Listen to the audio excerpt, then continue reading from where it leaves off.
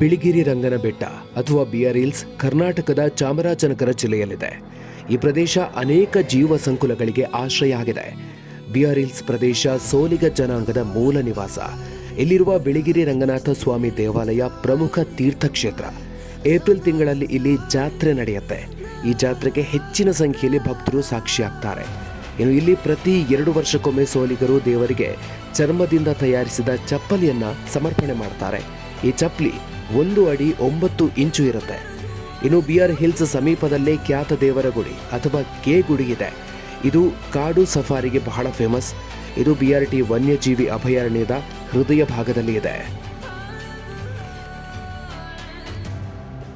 ಇನ್ನು ಈ ಪ್ರದೇಶ 1974ರಲ್ಲಿ 322.4 ಚದರ ಕಿಲೋಮೀಟರ್ ವಿಸ್ತೀರ್ಣದ ವನ್ಯಜೀವಿ ಅಭಯಾರಣ್ಯ ಅಂತ ಘೋಷಣೆಯಾಯಿತು. ನಂತರ ಅದು 1987ರಲ್ಲಿ 539.52 ಸ್ಕ್ವೇರ್ ಕಿಲೋಮೀಟರ್ಗೆ ಎಕ್ಸ್ಟೆಂಡ್ ಆಗುತ್ತೆ. 2011ರಲ್ಲಿ ಕರ್ನಾಟಕ ಸರ್ಕಾರ ಇದನ್ನು ಹುಲಿ ಸಂರಕ್ಷಿತ ಪ್ರದೇಶ ಅಂತ ಘೋಷಣೆ ಮಾಡಿತು. ಇನ್ನು ಬಿಆರ್ ಹಿಲ್ಸ್ ಪ್ರದೇಶ ಸಮೃದ್ಧ ಸಸ್ಯ ಮತ್ತು ಪ್ರಾಣಿ ಸಂಕುಲಕ್ಕೆ ಪ್ರಸಿದ್ಧ. 800ಕ್ಕೂ ಹೆಚ್ಚು ಸಸ್ಯ ಪ್ರಜಾತಿಗಳು ಇಲ್ಲಿದೆ. ಅಲ್ಲದೆ ಆನೆ, ಹುಲಿ ಸೇರಿದಂತೆ ಅನೇಕ ಕಾಡು ಪ್ರಾಣಿಗಳಿಗೂ ಕೂಡ ಇದು ಆಶ್ರಯ ನೀಡ್ತಾ ಇದೆ.